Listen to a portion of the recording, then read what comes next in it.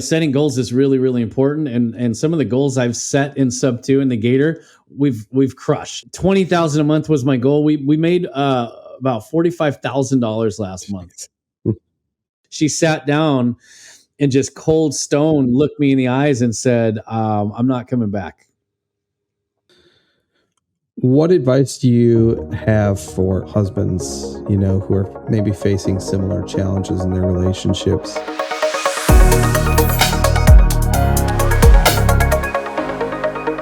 When the word wealthy comes to mind, it often conjures up images of movie stars or business tycoons like Jeff Bezos or Elon Musk.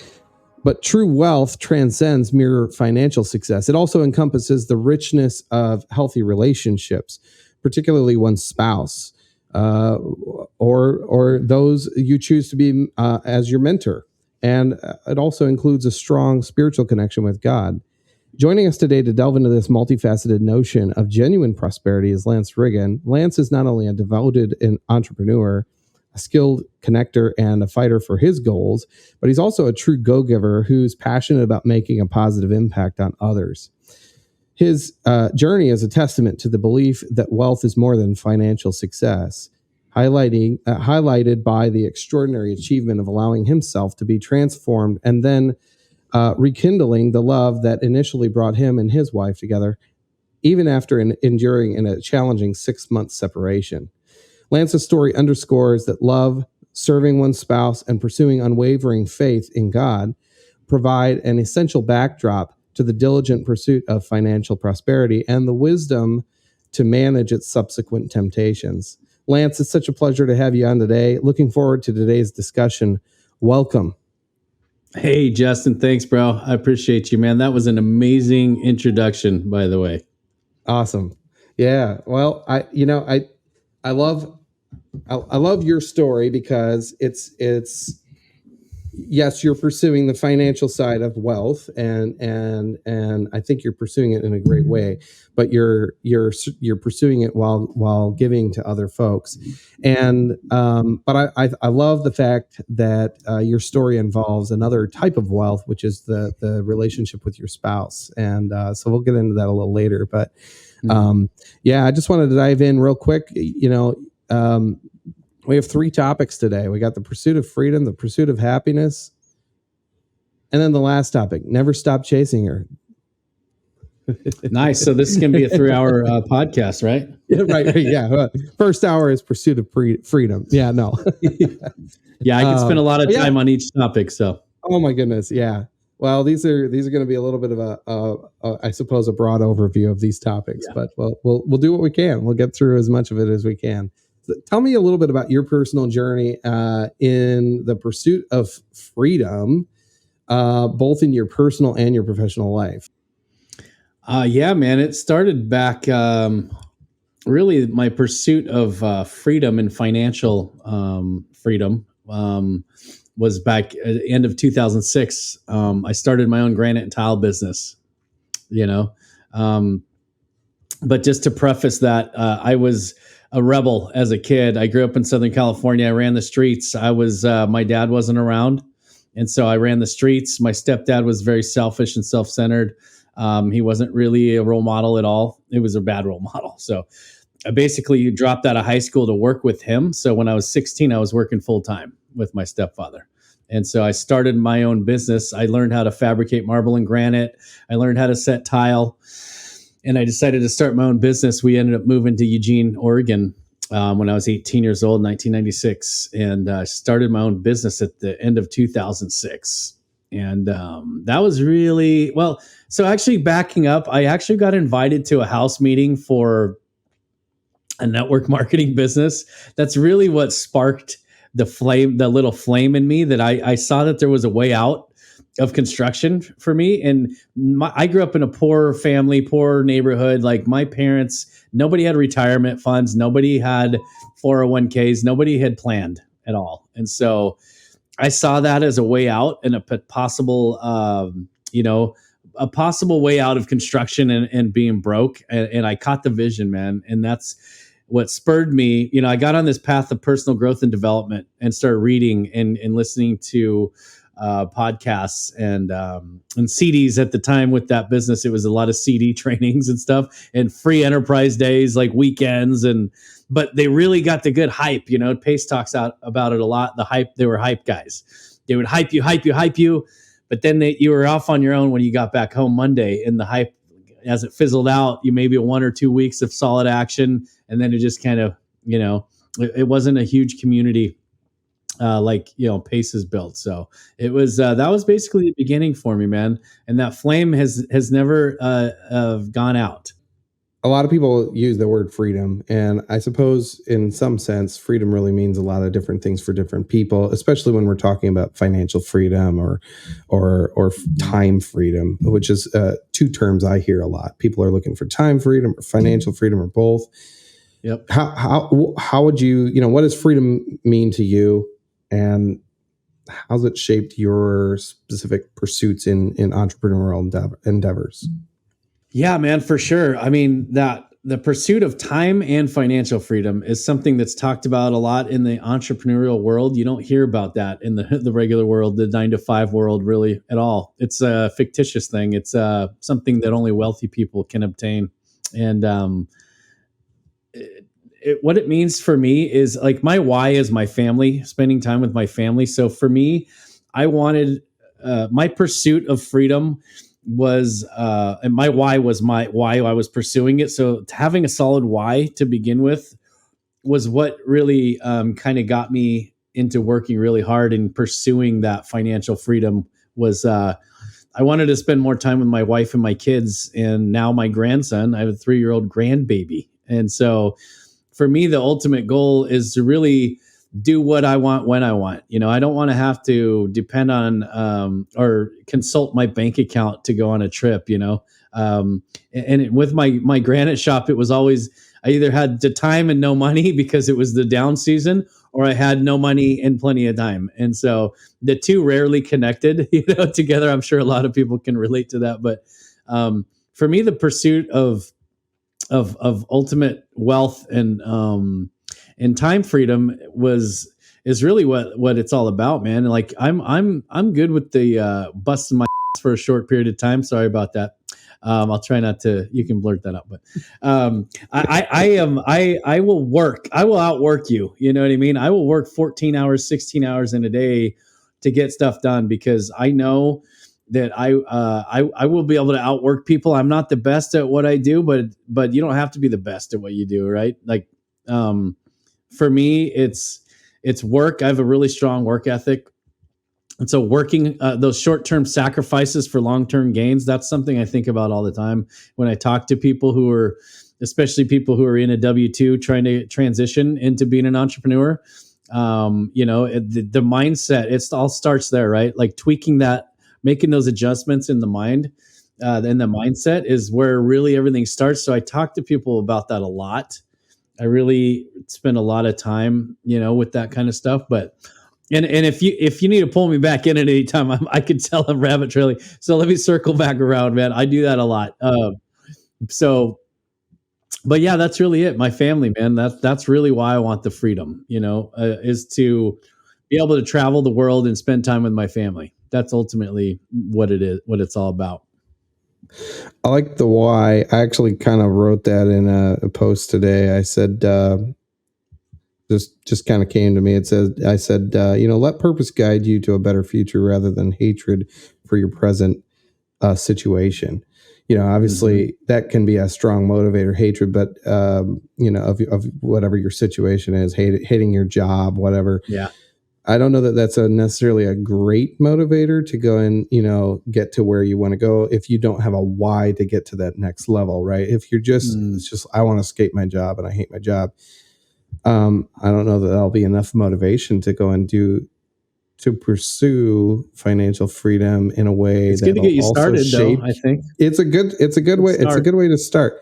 But I think, I love your why, I guess is what I'm getting to, you've got family behind that. And so you have a very specific goal of what you're trying to achieve rather than only escaping something nebulous. It gives you a more clear purpose as to what you're pursuing.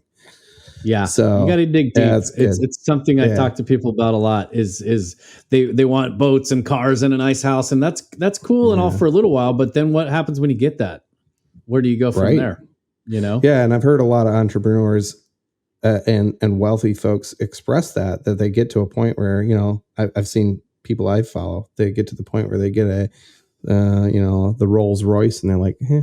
it was like 5 minutes of fun, and that Right. was it. And then Yeah. it's on to the next thing that you're pursuing, and Hmm. those aren't the greatest things to pursue. So I love, like, they can be little side paths that you get along the way, Right. but if that's what you're Yeah. pursuing, I don't know, not a It's great place to go. yeah.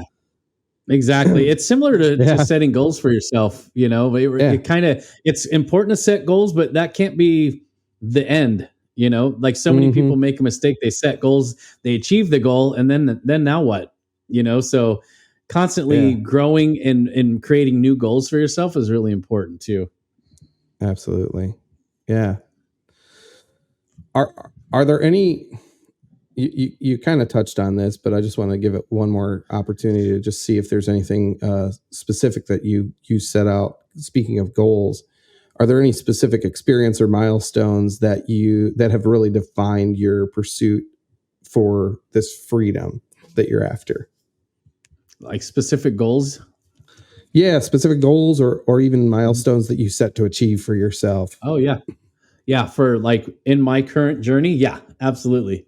So we actually, and my wife and I have done goals. My wife and I are partners, by the way, and so we've been business partners for 20 years. We'll be together for 25 years next year. Crazy, right? But we actually do goals together. We do our own personal goals and then business goals. But we actually went to a goal setting summit that Brandon Turner did last December. And it was a 6-hour day of goal setting. And he just got you into this mindset of 5-year goal, and then you reverse engineer, right? And so when you learn to reverse engineer your goals, it turns it into little bite-sized chunks, so you're not like $100,000 a month, right? This massive goal. How am I gonna ever achieve that? It seems out of reach. So you start taking it, chunking it down, right, into yearly goals, and then you go to quarterly, and then monthly, or 90 days, and then monthly, and then daily, like daily action plans. So to me, setting goals is really, really important. And some of the goals I've set in sub 2 in the Gator, we've crushed, and it's amazing to me the power of writing down the goals, putting a dream board up. I have dream board in my room. My wife and I've been doing that for years, man. There's something very powerful about seeing those photos every day. You seeing all these things that you want to obtain. That was weird. My camera just got weird. But we're we're squirrel. No, we're doing all these things because we're seeing it. We're constantly pursuing it, and we're taking daily action, and we're failing forward, man. We fail a lot, and we make mistakes a lot, and we learn from them, and we grow from them. So it's super important to write goals down. So some of the goals that I've hit in sub 2, like one of them was $20,000 a month, and I was like, literally sold everything I owned to get to where I'm at. Like, we started all over from scratch here, and I don't know if we're going to go into that later, but I won't get into it too much. But man, we crushed. I had a goal of 20,000 a month last month. We crushed that. We made, and I want that passively, but to just have, my to pay all my bills and everything, it's like $8,000. We live below our means, and so like 20,000 a month was my goal. We made about $45,000 last month, man, and that was a culmination of all these connecting, all these deals, and all this stuff started getting paid. And then we had a home run deal that I helped put a team together for. So this month we're supposed to close today on our mobile home park, but we're gonna outdo last month, and it's funny because I've had a lot of people comment because I like to share the wins, and I've had people comment and go, "Oh, I can't wait till I can have a month like that." And I'm just like, man, that is not my mindset at all. I'm like, a month, this is my life now. Like, that's how I view it. It's not a month, a good month. It's only going to get better and better from here. right? My goal, I'm going to set goals in December, and I'm going to set $100,000 a month for a goal, because why? Why not? That's why. You know what I mean? Like, I want to 10x my business. I want to grow, and if we're not setting really high standards and goals for ourselves, then we're cutting ourselves short, man. There's I mean, our minds are so powerful. Once you understand the power of your mind and the power of the spoken word and those photos, those vision boards and stuff, I mean, man, the sky's the limit. And once you get that mentality, that mindset that this is what I'm going to do, it's not a question for me. Like, I know I'm going to do this. Like, you know what I mean? So that's how I attack life. I take life by the horns and I attack it. It's not a question in my mind. That's why I've been able to do what I'm doing. It's a lot of confidence in what I do and in my deals, and I have to be confident, because you can't get people to lend on deals if you wouldn't put your own money into it. You know what I mean? So that's kind of how I live my life, bro, and it's been working out really well for me. Well, we're kind of moving on to our next topic. We're talking about the pursuit of happiness. Sounds like the Constitution here we got going on, or whatever. No, Declaration of Independence. I think it's Declaration of Independence, right? Yeah. But yeah. So happiness. It's kind of an interesting word, but it's a universal pursuit. It seems like something that most people are always looking for. How would you define happiness, and how has it really influenced your life choices, your business endeavors? And how does serving others play into that personal happiness that you have? Let's chunk this down, because I'll never remember the whole. Let's start with the happiness part, right? So how's it influence happiness, your bro? Choices? Yeah, thank you. And if I get off track, just bring me back in, bro. But for me, like, I want to go back to my granite shop. I wasn't really happy there. I was a slave to the company. I couldn't get away. I didn't have management in place. I had to I'm a visionary, and I was managing my own company, and that wasn't fun for me. I didn't realize it at the time, but I actually I read a book called The Power of Now by Eckhart Tolle, and it was a little out there for me. It was a little outside of my comfort zone, but that book called me out, man, and I realized I had been so focused on my future and success that I was missing out on a lot of life. Like, my mindset was like, oh, we're almost over this hurdle. We're almost over this hurdle. It was always on to the next hurdle. We're almost there. We're almost there. And so I was constantly pursuing it, which is good, but I wasn't enjoying the journey, man. And that's really where I'm at now. I'm enjoying the journey, like enjoying life every day. Everything that we do I find happiness in it, right? You have to choose happy. I love that saying. I have this little plaque on my wall in my kitchen. It says, choose happy, right? Because you have to make a decision, a choice every day to be happy or to be miserable. You can be miserable. It's easy to be miserable, right? And complain and gripe and moan about all the life circumstances and everything you've been through. Because guess what? We've all been through stuff, and at the end of the day, I made a conscious effort. I started like learning to consciously control my own mind, right? And that's what that book kind of showed me, was that I'm in control. And the minute I let go of that control and let all the crap that's happened in my life, dictate my attitude, it's like that's when you got to reel it in and get it back, man. Well, so I was so focused, man, on the future that I actually almost lost everything I loved, my whole why. I kind of lost focus of that for a little while, and I was leaving that behind. And that's kind of what got me into some hot water with my wife and my kids, and my relationships were suffering because I thought I was happy, but I wasn't. I was angry and I was bitter. I was bringing my work home and taking it out on my family, and I was the boss at work and I was the boss at home, and so I didn't really learn how to cut that off and be a loving, nurturing father.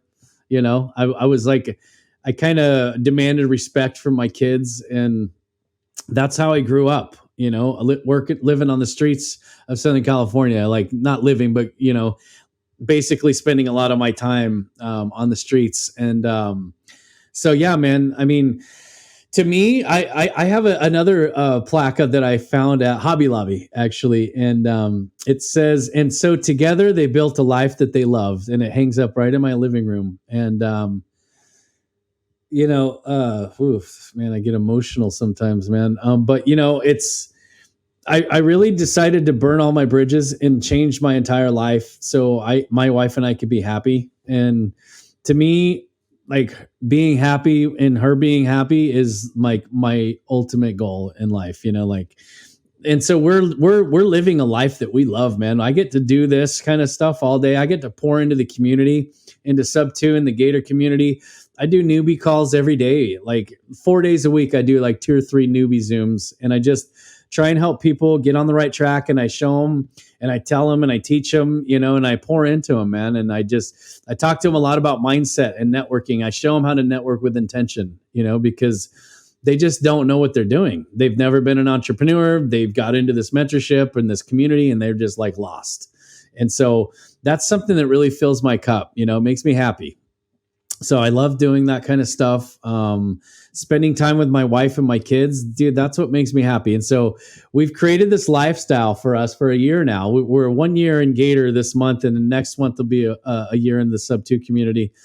And we're just living life on our terms, man. That's really what it's all about. And that's what I think a lot of people are pursuing, it's like you said, like, people are miserable in their W-2s and they just want to get out. How can I get out? I hear that all the time, man. And, all the time. So if I can help somebody, even if I can be a small part of their story and just help them get on the right path, then it's all worth it for me, man. Yeah, that's great. I love the fact that service plays a big role into your happiness, Yeah. Happiness in America sometimes seems to take on a selfish connotation where it's all about me, and you're actually pouring into your family, you're pouring into your wife, you're pouring into other people, and that's actually a chief source of happiness for you. That's a very interesting component there. Yeah. Thank you. Yeah, you bet. Yeah, and what was the second part? Did I miss it? I told you I'd go on. No, you actually covered like all 3 of them. All right, cool, man. Yeah. Awesome. Yep. They naturally rabbit trailed into a perfect answer. It was great. Thank you. Yeah. Awesome. Can you share a key moment or a lesson that has significantly contributed to your happiness or overall well-being? I feel like you kind of touched a little bit on that, but just kind of want to give you an opportunity to expound on that a little bit more. That's a tough one. I mean, the beginning of my pursuit of happiness was all those years back when I discovered network marketing, because that's when I realized that there was actually a way out for me out of construction. Because I mean, for the longest time, I thought I was doomed to construction. I didn't, nobody, like I said, nobody had savings. Nobody was doing anything else. So that's definitely a big part of it. That was a pivotal point. But for me, it's all about mindset and learning to enjoy the journey, man. When I learned that I had the choice, I could make the choice to affect my future, right? And my family's future. Like when I started listening to Bigger Pockets was a big part of it, and seeing these guys flipping houses and stuff. And so I got to start flipping houses about 7 years ago. And that was a pivotal moment for me, man. Honestly. I did my first flip. I found private money. I found an off-market deal, cash deal, and I brought a credit partner in to fund the flip, So my first deal was creative. I didn't even know it. Like I just did what I had to do because I didn't have the money to do it. But I knew I could put the deal together. And so, that was really awesome. When I had the owner, Jack, the guy that owned my building that I was leasing for my shop, when I sat down with him and had a conversation with him, and I presented an opportunity to him, right? I never asked him for money. I've never asked anyone for money. I present opportunities. So I presented an opportunity to him, and he said yes, and he threw $100,000 at me, sitting across from my desk in my shop. I was so excited, dude. And that was really a pivotal point for me. I went to my wife in the next office. She worked right in the next office over. As soon as he walked out, I could barely contain my excitement. I walked in and we embraced, we hugged, we jumped for joy. I was like, babe, we're going to start flipping houses, So that was really, I would say, the beginning of, because like I said, I've done like five network marketing businesses. I made money on the last one. That was right when COVID hit and people were shopping from home. But ultimately, the investing in real estate, I knew was going to be my meal ticket, man. And we sold everything we owned last year and moved halfway across the country to pursue our dreams in real estate. And so really that was a big turning point, but it's got me to where I am now, Yeah. How far did you move? Because you're in Texas now. I moved from Oregon to East Texas, bro. Halfway across the country. Sheesh. Huge change. Yeah. Any family there? Or just, actually my in-laws. Nice. My in-laws live here. My daughter moved a couple hours south of us into Houston. That's what brought us here. Nice. My daughter and my grandbaby. That's awesome. My wife was like, she's like, when she moved to Houston, she's like, we were already going to move anyways, and we wanted to get a whole new start. And I'll go into that in the next segment. But yeah, we decided to follow her here and my grandson here. So it's been pretty cool. Cool. As an entrepreneur, how do you balance the pursuit of happiness with the demands of the work? That's there's a lot of work in becoming an entrepreneur. Mm-hmm. And then, I guess I'd like to go into this. How does your relationship with God play a role in this for you? I love that question. So I love what I do, man. Honestly, that's really the for me, I love doing this. I love real estate. I love everything about it. But more importantly, building relationships, man, is really where everything that's at the core of it all. That's what business is all about. And I miss that in my granite business for a lot of years. So building relationships is the key component, right? So when you love what you're doing, it's easy. It doesn't feel like work, and I'll have fun. I have fun with it. You have to have fun with it, man. Like if you don't have fun, then why are you doing it? There's got to be something out there that you will enjoy and truly have fun with. But you can make the choice, like stuff happens all the time, man. Problems happen, problems come up. But if it's out of my control, I don't get stressed out about it anymore. You know what I mean? Like when you really learn that really nothing is in my control, right? The man upstairs is in control. And so like when you give up the control to God, like that's a big part of it for me. Was I've given up control several times, and I'm like, God, I've done everything I can. It's up to you, take it from here, take the wheel, right? Jesus, take the wheel.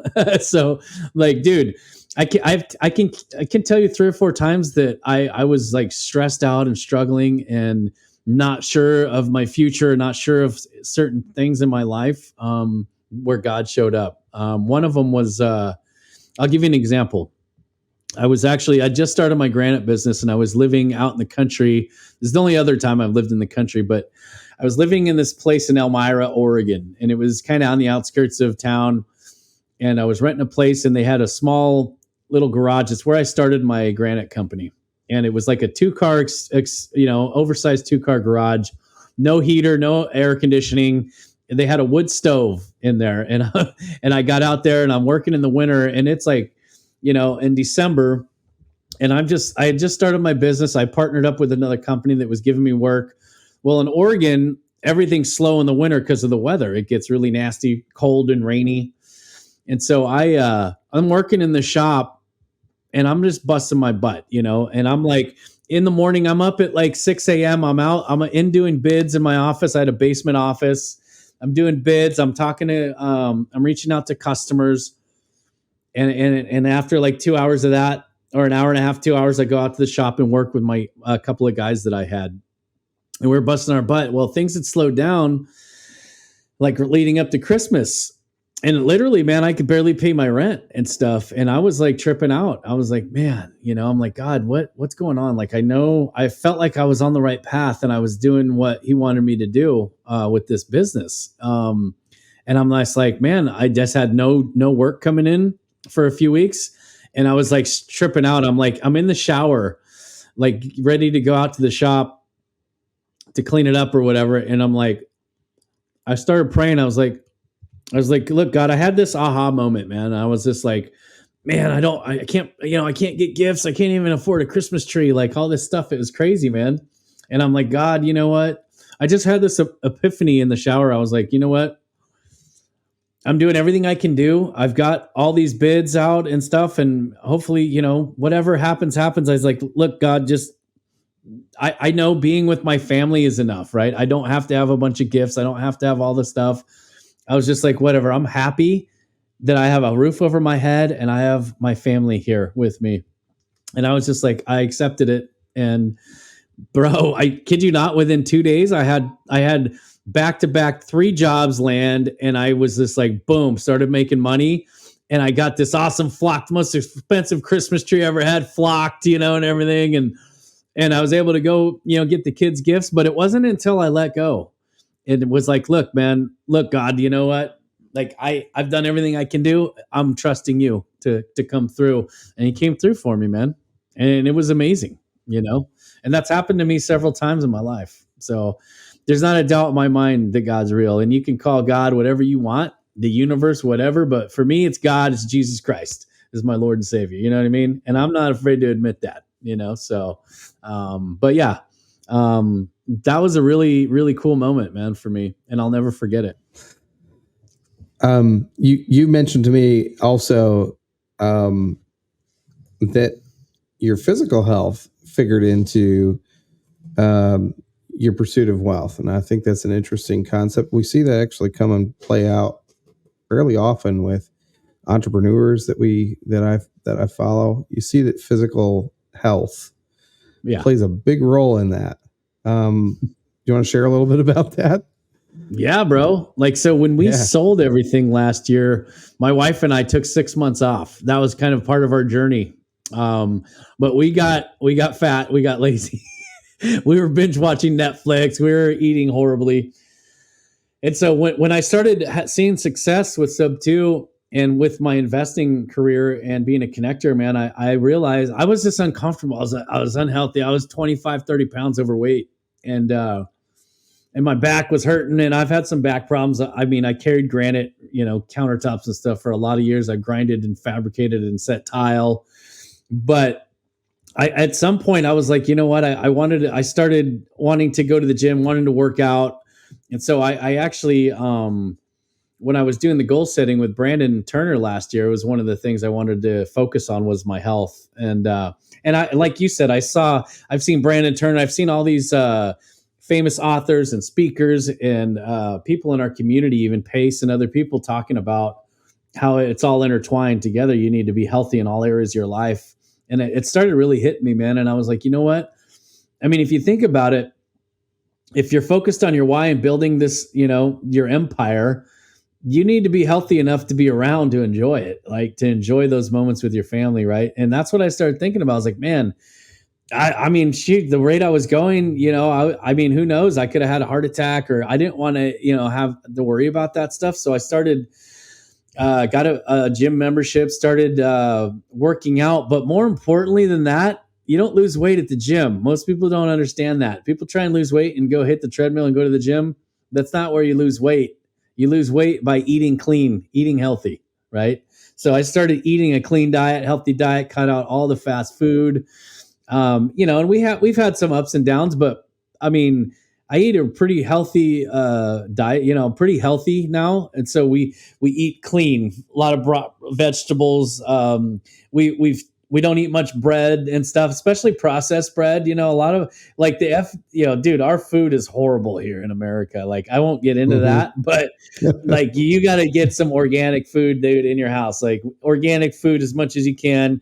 My wife bakes bread, now. So when we get bread, it's fresh baked bread. There's no preservatives, no crap in it. But we started eating rice instead of bread, and just some of those things. We just started making a decision. But it was hard, bro. Like, to get to the gym. I'm going to the gym 5 days a week now, an hour every morning. Like, I have a morning routine. I get up, I stretch, I drink water, and I read, and then I try and journal. I'm trying to journal, and then I go to the gym before, and I don't turn my phone on, dude. I don't turn my phone on. I turn it off every night, and I don't turn it on until I feel like turning it on. I don't let my phone, tell me what I have to do. So that's a big part of it for me, though, is really having that morning routine, and working out is a part of that routine now. And it's tough, man, especially when you go out of town and you want to eat everywhere, but just meal portion control is a really big part of it for me, because I had to train myself to get smaller portions, because I'll eat what's on my plate. Growing up poor, you finish your food on your plate. A lot of us were taught that, you know what I mean? So we're kind of like, our subconscious mind, we're like, oh, well, geez, there's starving people in Africa. I can't leave this food here, like waste this stuff. So that was a big part of it. Smaller portions, stop snacking at night. I fast. I do intermittent fasting Monday, Wednesday, and Friday. So you stop eating at 7 p.m. the night before, and then you don't eat again till lunch. So I eat an early lunch because I get up early. So I eat lunch around 11, but no coffee, no creamer, no nothing, a cup of tea. But I started seeing some results. I ended up shaving off 25 pounds in the last 6 months. And now I'm starting to build muscle, so I'm at a weight that I haven't seen in probably 15 years right now. So I feel real good, man. Real good, healthy. My back feels better, So a lot has come from it. You know what I mean? I feel more energized. I get up easier. I'm not like just lethargic. And, when you're eating burgers and fast food all the time, energy levels are super low. So yeah. But yeah, it's great. I love it, man. I love going to the gym. I love working out now. And it's just amazing. I'm starting to see some definition coming in my arms and my shoulders, so it's really cool when you start really seeing some results like that. It makes the world a difference. Yeah. As a nurse, I can't tell you how many times I've seen patients who will come in over and over and over again and really never make any change. And they just accept that their pain. I've got chronic back pain. Their back pain is just something they're going to have to live with their whole life, and they'll take some medication for that. I got knee pain, but they don't ever kind of look at the fact that they're a little overweight. So that might be just the little tiny piece that you need to go and take care of that could literally change your life, dude. Change literally. Oh yeah. Yep. I mean, if I get up to 200 pounds, I start having back pain and knee pain. I've been there before, Yeah. And just losing that little bit, I don't need it. And why would I want to go and get myself locked in on medications, pharmaceuticals for the rest of my life to go and manage the discomfort that I'm feeling? Yeah. Which is going to cloud my thought life and my awareness further, having to be dependent on it.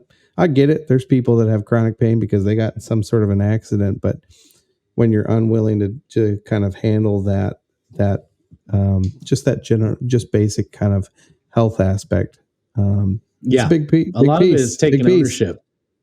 Absolutely. Yep. Ownership is a big word. We could talk about that for an hour. we could get stuck on that one. It's such an important one. It is such an important word that is totally missing from so much of society, especially I think American society. We do not like ownership. We like to blame a lot of on self-titled something mentalities. Else. That was part of my thing with my kids. I had to take extreme ownership. And I was talking to I have a coach. I hired a coach. He's got a business called Dads Who Lead. and he helps dads, and super cool dude. He's coming out. He's flying out this weekend actually to hang out with me as part of the program, the mentorship program, and or coaching program. But it's turned into more of a life and business coach because I really like the guy, and he helps me level up. You know what I mean? And he helped show me that I wasn't taking ownership to my stuff with my kids, man. And that was hard. It took me a couple months to take the extreme ownership, but that's just, like, it's crazy how stubborn we are as humans, as Americans too. I started off, I was like, I'll take 20% ownership with my daughter because she's kind of a wild child, and bro, it took me almost 2 months. By the time we were done, I had to take full ownership of my upbringing, how I raised her, and even if it wasn't all me, I had to own up to my part of it, and that was huge. That was a huge part for my growth, man. And he's even told me, he's like, Lance, he's all, bro, like you, I don't get to work with a lot of people like you who actually do the work. Like, you put the stuff into action that we're learning here. And that's a huge part of it. You can do all the trainings and Zooms that you want, but if you don't put that into action, you're not going to get very far. You have to do it. Well, let's get into kind of the heart of your story here. You shared with me at one point that your wife left you, and this was a transformational moment in your life. Can you take us through that experience and some of the lessons that you learned? You've alluded to it earlier, but I think it'd be great to share that. Yeah, that's a good one. It's a powerful story, man. It really is. I feel like a lot of people will be able to relate to that part of my story, and that's why I tell it often. I just tell a little snippet of it, and when I'm meeting new people. But yeah, so it was actually October, right before my birthday. So it was like the second week of October in 2020. My wife had wanted to read a letter to me and the family. And I had a fishing trip in Oregon. I would go salmon fishing for my birthday for a few days. And I would take my travel trailer. Well, I pull up to the house and the travel trailer's gone. I was like, well, what's going on? So I started getting upset. And she goes, I need to talk to you and the kids. I said, okay. We get in the house. She sits down. She has a letter that she'd prepared. In a nut, I didn't hear a lot of it because I was really focused on myself at the time, and my trailer being gone. And she read this letter to me and the kids. And she basically, what I got out of it, that she was taking a 3-month sabbatical is what she called it. And some things were creeping up on her from her past, and she had to deal with it. She felt like she didn't have an identity. She didn't know who she was other than my wife, Lance's wife. And so, as you can imagine, I mean, we'd been together for 20 years, man, at that time. And I was completely blindsided by it.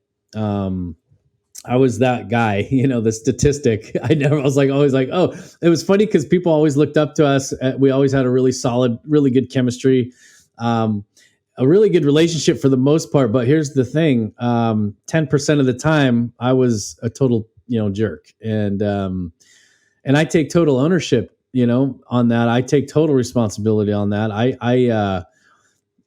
Yeah. So let me get back to the table. So I'll circle back around. So she's like, I want to leave. She stands up and she's leaving me with my son and my dog. And I'm like, what the is going on here? She's like, can I have a hug? She's bawling in tears. And I'm just like so angry that I didn't even give her a hug.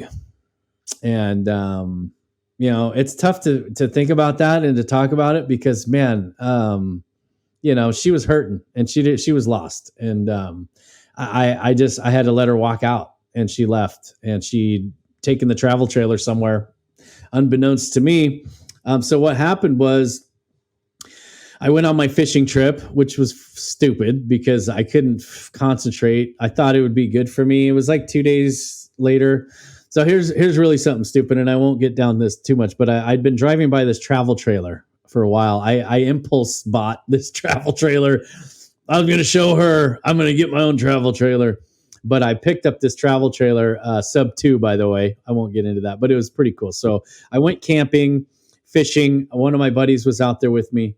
He knew the situation. He was there to kind of comfort me and fish with me. I couldn't focus on anything. I was tripping out. I couldn't stop texting her and tripping out. And she's like, look, I'm going to come out there. And I'm like, oh, cool. So I told my other buddy, one of my best friends, I was like, oh, she's coming out. I think she's going to hang out. We're going to go fishing. He's all, man, I don't think so. And I was like, well, what do you mean? He's like, bro, I'm going to come out. He beat her out there, and he's like, bro, dude, I don't think, what you think is happening. She sat down and just cold stone looked me in the eyes and said, I'm not coming back. And I was completely crushed. This is the woman of my dreams. Like, I was doing everything, everything I was doing. She was my why, right? Like, my biggest why. And in a moment that was all gone. Like, and she just was really, really, I'd never seen this person before, to be honest with you. She's always been sweet, loving, caring. She was stone cold, no emotion at all. And I kind of was like freaked out. So she left.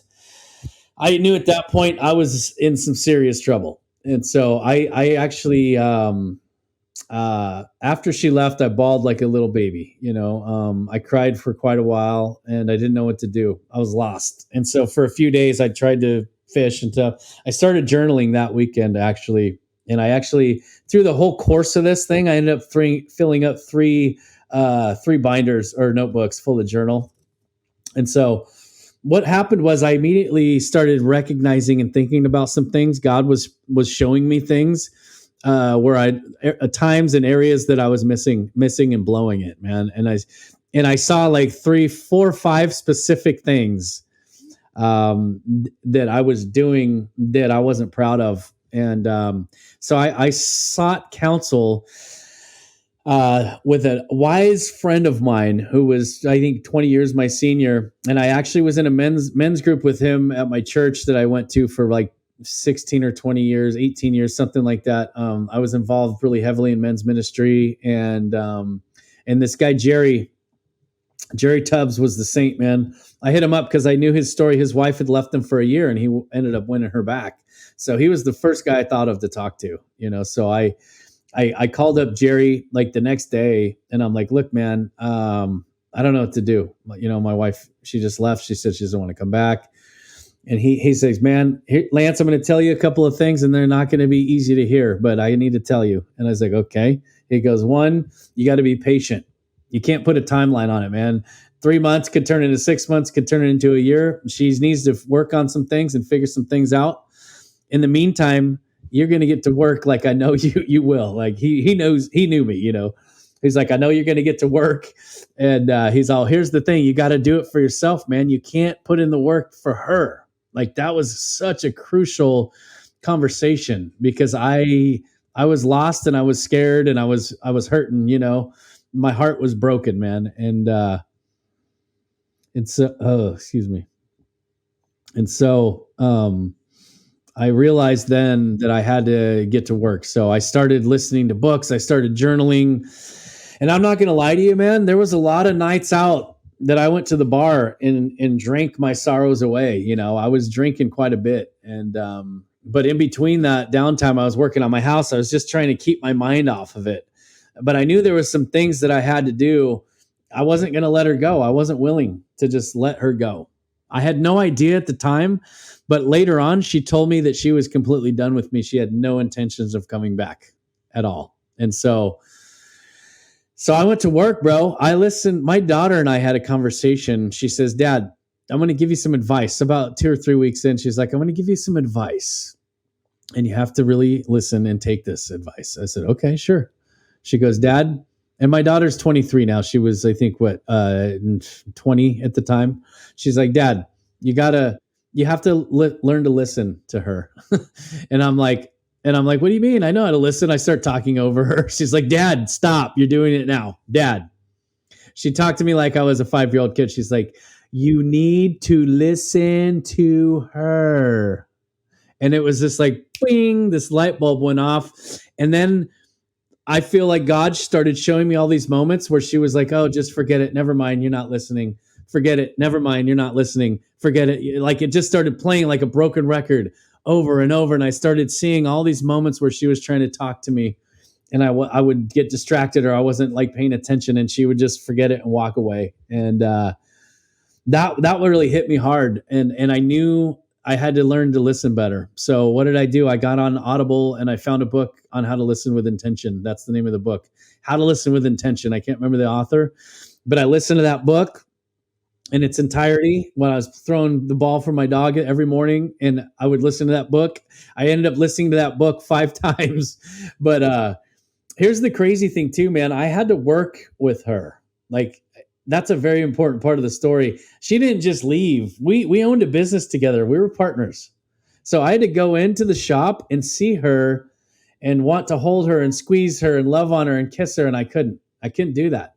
And she just wouldn't, she wouldn't even hug me for a while, dude. And that was really, really hard, man. I would go home and I would see the empty bed, and I would just like open the closet and see her stuff and just like break down and just lose it, and then I would go drink, and I'm not saying that's the right thing to do. Obviously it's not, but I had to, I was trying to get, dull the pain a little bit. And so I went on journaling, and I was listening to this audio, and I started having conversations with her at the shop because I was learning how to listen. And mind you, I never once told her I was going to do anything. I'm an action taker. So I showed her, right, that I could be the person that she wanted me to be, the person that I knew I could be. So what happened was I was actually becoming the best version of myself, right? And that was my pursuit, was no matter if she comes back, no matter what happens with our relationship, I'm going to be the best version of myself that I can be, for God, for my family, for my friends, for my business. And so that was my pursuit, man. And that's what I was doing, because I didn't know, man. I felt in my heart that she was going to come back, but I didn't really know, man. So it was a very difficult situation. So we started having conversations at the shop. It turned into 20, 30 minutes, and then an hour. And then one day we had like a 2-hour conversation. And then I started asking her if she wanted to come over to have dinner, that I would cook dinner for her. And she agreed to do it one day. So she started coming over, having dinner with me and my son. And then she started like taking little naps on the couch. She wouldn't come into the bedroom at all. It was like a scary place, right? It was an uncomfortable place for her. So one of the biggest things that I realized that I wasn't doing, and I didn't know how to do, and thanks to my daughter in part, was holding space for her. Like, I didn't understand what that meant. I didn't understand the fact that that I could just listen and not try and be the problem solver to every problem, So that was one of the big things in that book that I heard, was I learned I was a conversational narcissist. And I think a lot of men have that tendency to want to fix the situation or have the solution. Like we always have the answers and the solutions. Well, guess what?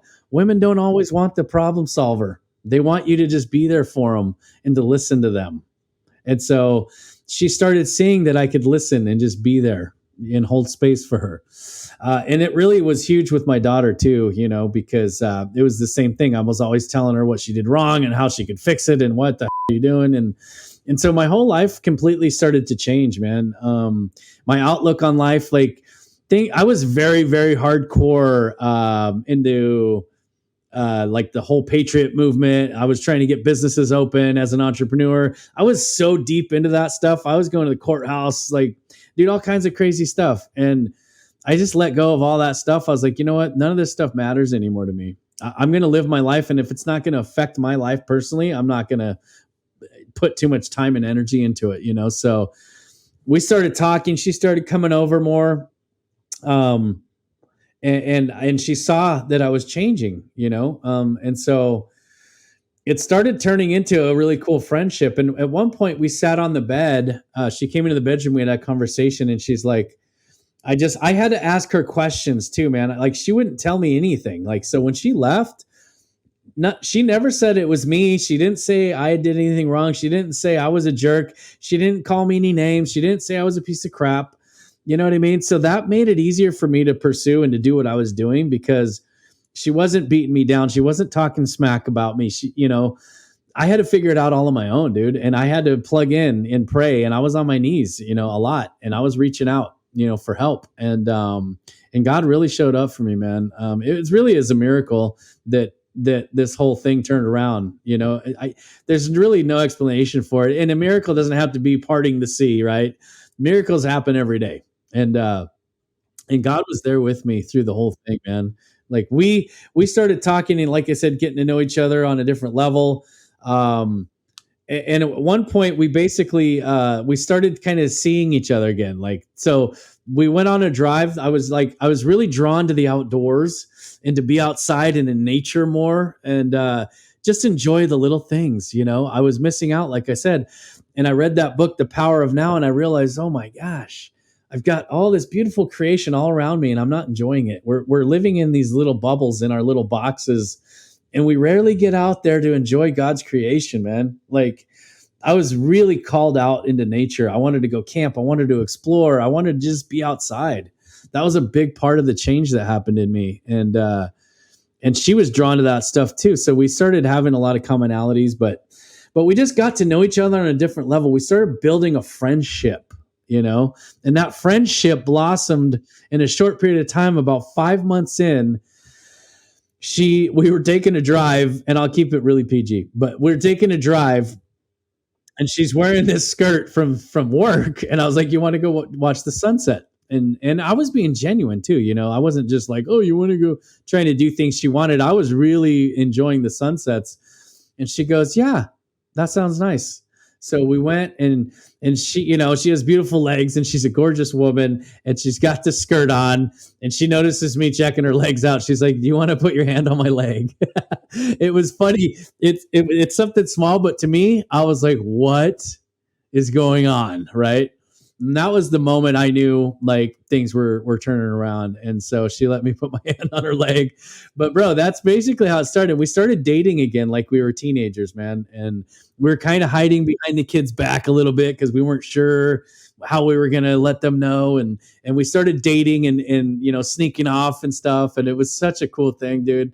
But because and then we ended up officially getting back together after 6 months. She put her ring back on. Like, we were officially separate. She officially had asked me for a separation at that, about a couple months in. So, bro, but I can tell you, like, that whole experience shaped me, changed me. Like, I'm a different person today than I was. I'm a lot more calm and mellow. I don't let things bug me. I mean, I'm just living life, man. And like, we have built a life that we love, and so we get to travel together. We're best friends. We learned we built our relationship based on communication and trust. The communication part is really what messed the whole thing up when she would try and tell me something, I wouldn't receive it well. Or if it didn't resonate with me, or if I didn't believe in something, I would be like, who cares? That's stupid. Whatever. Like, I was missing the mark big time. So the communication was huge. She actually came in and said, look, I have to take some ownership on this because I let you treat me like that. I let you do this, and I should have put my foot down and put those boundaries up, and I didn't. So it was a two-way street, but it was, it was like a 4-lane highway, and I had 3 lanes, but it turned into a beautiful thing, man. And it took her a while, but she's fallen back in love with me, man. It took her about 1.5 years, 2 years, dude. Like, she'd always loved me, but she was not in love with me anymore because she kept thinking of me as the prior version of me. So it took a couple of years to work through a lot of that stuff, man. And she started realizing it was her muscle memory. It wasn't really me anymore. Like, we call this Lance 2.0, you know what I mean? Like, Lance 2.0 doesn't do that, honey. And she's like, oh my, you're right. I know. Okay. But it's been an amazing experience. I'm actually writing a book about it. I want to help other men in their journeys. I want to get the word out, man. I feel like I'm called, it's a calling on my life, to help other men in marriages. And I'm in the early stages, but I've got some chapters written out. I got the name of the book, Fight for Her. And I've kind of got the title and the subtitle, figured out, but, it's something that's really passionate to me. And I didn't realize how powerful this story was, the whole thing coming around full circle until I started talking to people and they're like, whoa, dude, like I've been in some rooms with some very influential people and some very wealthy people, and I've told them part of this story and about that book, How to Listen with Intention. And these guys all huddled up around me and multimillionaires, and they're like, "What's the name of that book?" and it's incredible, when you've gone through something like that. The impact that it has on your life, but the fact that I can impact other people's lives is huge to me, man. Like I said, I'm a servant leader, man. I love to serve people. That's what we're called to do. You know what I mean? And so it's something I'm really excited about, bro. But yeah. Yeah. Thanks for sharing that. It's a great story. It's like a real life fireproof story, like the movie. Yep. Yeah. But you can't use the title Love Dare. It's already taken. Right. Yeah. That's awesome. Such an important story, and so few relationships ever come back together. So yeah, to have allowed yourself to be transformed as much as you were by other wise people and by the influence of God and seeking him out actively and trying to figure this out. That's almost unheard of. It's so rare. We don't see that often unless you encounter it occasionally in churches or whatever. It's just not very common. So thanks for sharing that. Great story. And no, you're right. And I look forward to seeing your book come out. I think it's going to be an important book for people to be able to see. Obviously, I think you really did touch on a lot of this, but just, how has this personal journey affected your perspective on other relationships, even business relationships? That's a great question. I mean, it's impacted my entire life. So every relationship, I mean, the cool thing is I've learned how to listen better with everything, so, but the real thing that I learned, or the most important thing that I learned, was just the power of relationships and what they can bring, like for me, I took my focus off of the money and the deals, and I focused on people and relationships. And so I really, really learned, the power, how powerful relationships could be, especially when they're good. Excuse me. Good or bad. Like, you have an impact on people's lives every time you talk to somebody. So for me, like making the most of that impact, making the most of every conversation that I have, and being intentional on on everyday living, like intentional in networking, intentional in business, man, that's been the biggest like impact, just learning to live my life with intention, extreme intention. That's one of the things I teach newbies all the time. Intentional networking with intention. It's most people just don't know how to do it, man. And so I have all this experience from networking it to help people with, but I'd say that's probably the biggest thing, man. Awesome. What advice do you have for others, husbands, who are maybe facing similar challenges in their relationships? Yes, I love this question. This is probably my favorite question so far.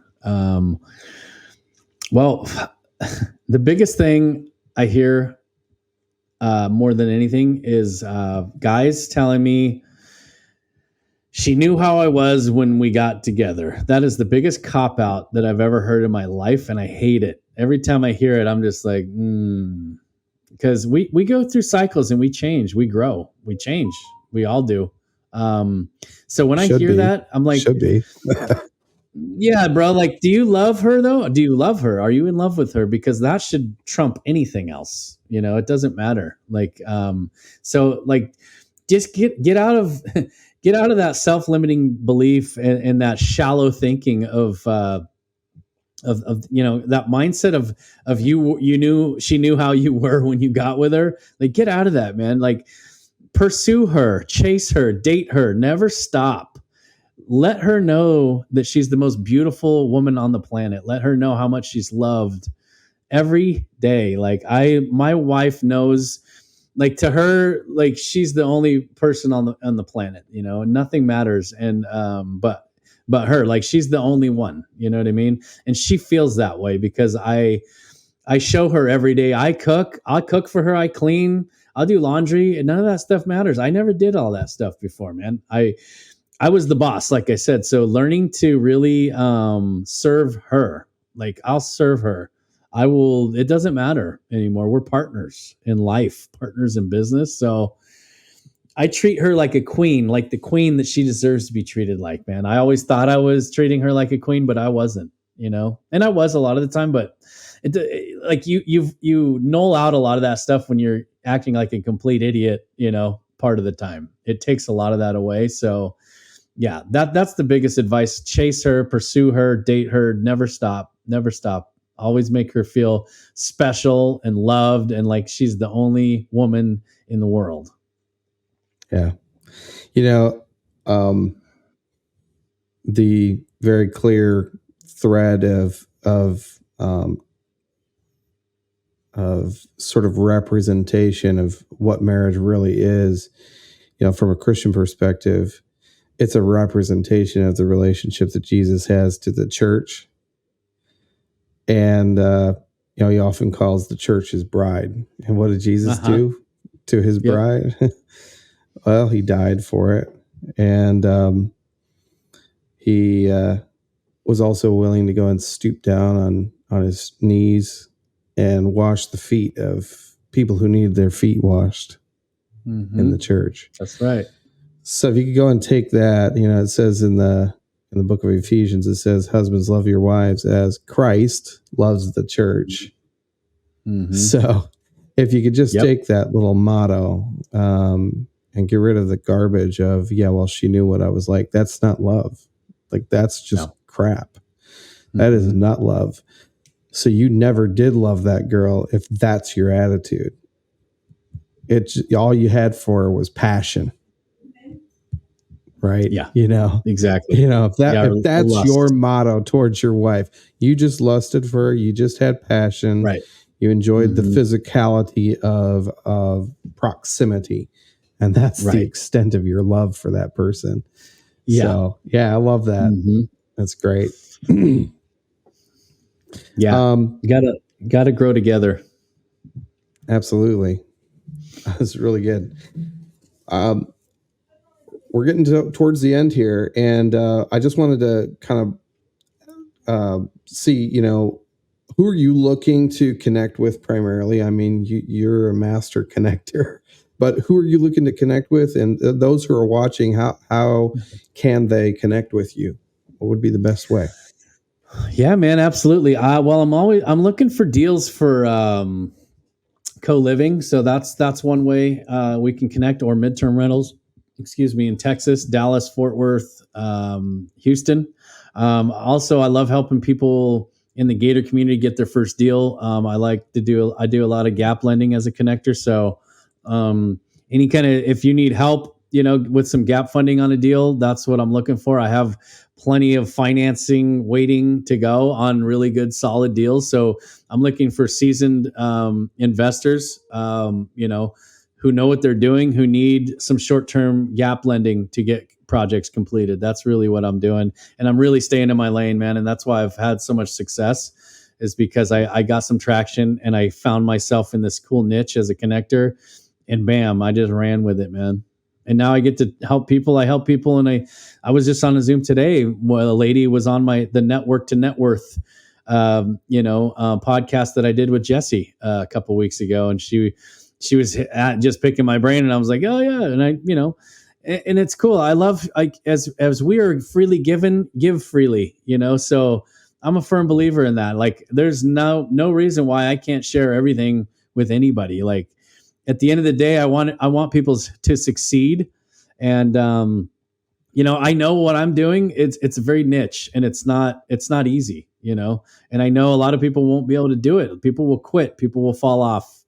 It's just a fact of life, 1 to 10% of the people who pursue any kind of endeavor are going to, make it. Right. So, but yeah, that's it for me, bro. I just love helping out the community. It's so cool, man, to be able to say that this, and people ask me a lot, I have to just rabbit trail really quick. People ask me all the time, they're like, but what are you actually focused on? Like, so are you direct to seller, direct to agent? I'm like, no.